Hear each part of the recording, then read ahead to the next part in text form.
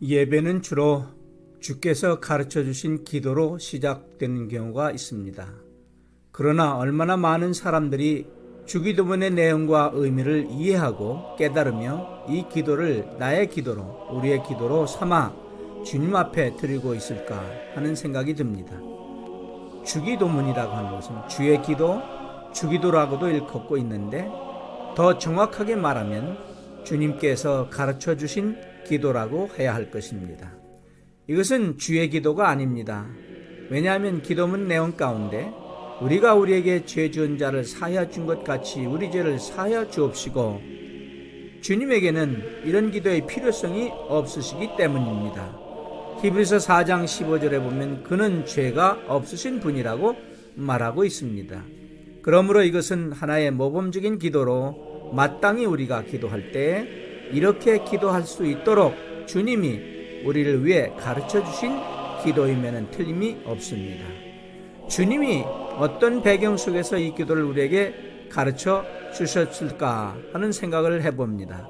누가복음 11장 1절에 보면 예수님께서 한 곳에서 기도하시고 마치심에 제자 중 하나가 여짜오되 주여, 요한이 자기 제자들에게 기도를 가르친 것과 같이 우리에게도 가르쳐 주옵소서라고 기록되어 있습니다.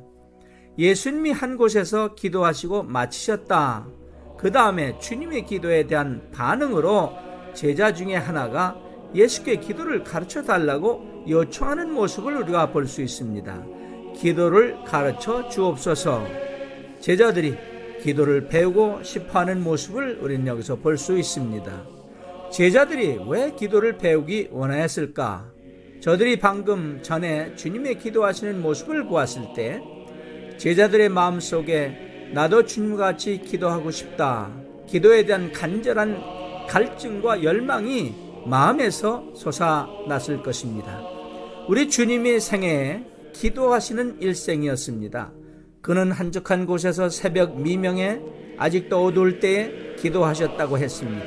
그는 밤을 지새우며 기도하셨다고 했습니다. 공생애를 시작하시기 전에 그는 먼저 기도하시고 비로소 메시아로서의 사역을 시작하셨습니다.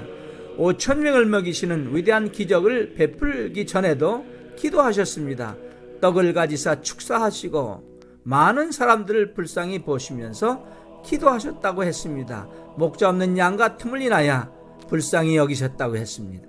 또 변화산상에서의 주님의 모습이 영광스러운 신성의 영광으로 변하게 되기 이전에 기도하시는 주님의 모습을 볼 수 있습니다. 누가복음 9장 27절 이하에 있는 말씀에서 죽은 나사로를 살리기 전에도 요한복음 11장에서 기도하셨다고 기록되어 있습니다.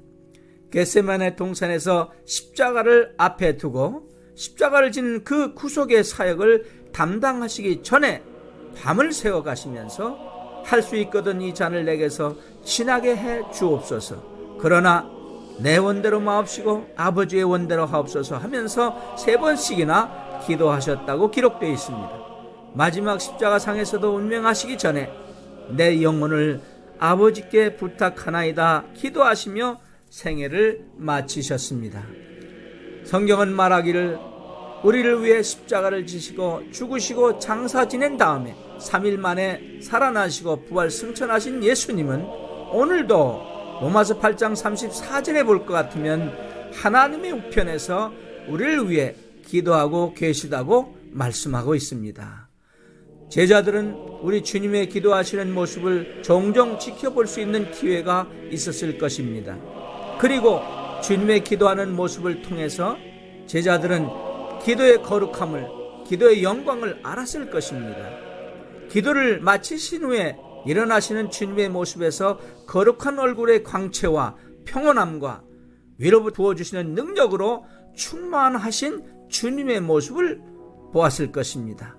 제자들의 마음속에 우리도 기도해야 할 것이다, 열정을 불러 일으켰을 것이 분명한 것입니다.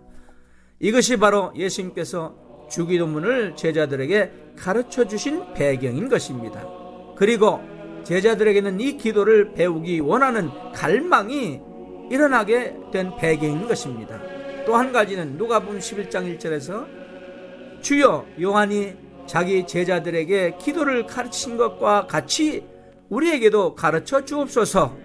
침례요한의 제자들은 스승인 침례요한에게서 기도를 배우고 있었고 기도하고 있었습니다. 그러므로 제자들의 마음에도 제자로서 어떻게 기도할까 하는 요구 및 질문이 생겼을 것이 분명합니다.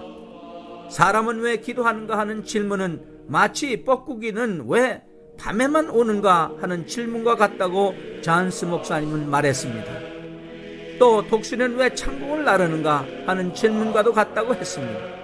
뻐꾸기는 밤에만 울도록 지음을 받았고 독수리는 높이 날게 되도록 지음을 받았기 때문에 그렇습니다. 마찬가지로 인간은 기도하도록 지음을 받은 존재인 것입니다. 인간의 본성이 기도를 요구하고 있습니다. 기도 없이 살 수 없는 것이 인생인 것입니다.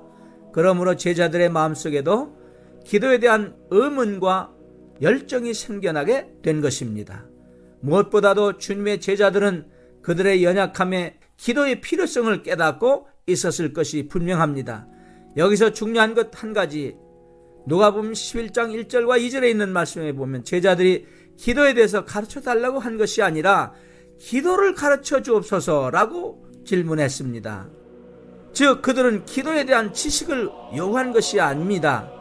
어떤 사람은 기도에 대해서 많이 알고 있습니다. 기도에 대한 신학 논문도 쓰기도 하고 또 기도 세미나도 인도하기도 하고 기도에 대한 많은 것을 가르칩니다. 그러면서 정작 그들은 전혀 기도하지 않는 사람들이 있습니다. 우리들의 삶이 하루하루를 살아가는 데 있어서 주님 앞에 나아가서 주님 우리에게 기도를 가르쳐 주옵소서 하며 고백한다고 하면 우리들의 매일매일의 삶은 영광스럽고 복된 생활이 될 것입니다. 이러한 제자들의 기도의 목마름과 기도의 열정 앞에 주님은 응답하기를 너희는 기도할 때 이렇게 기도하라 라고 말씀하십니다.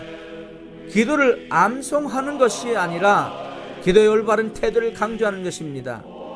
왜냐하면 많은 사람들이 의미 없이 기도를 반복하고 암송하고 있기 때문에 그렇습니다. 자신의 기도로 삼지 않고 있기 때문에 그렇습니다. 이 기도는 순교당하는 것입니다. 누군가가 천국은 무릎으로 간다고 하였습니다. 기도로 하루하루를 보낼 수 있다면 우리의 일생은 능력과 영광으로 풍성한 삶이 될 것입니다.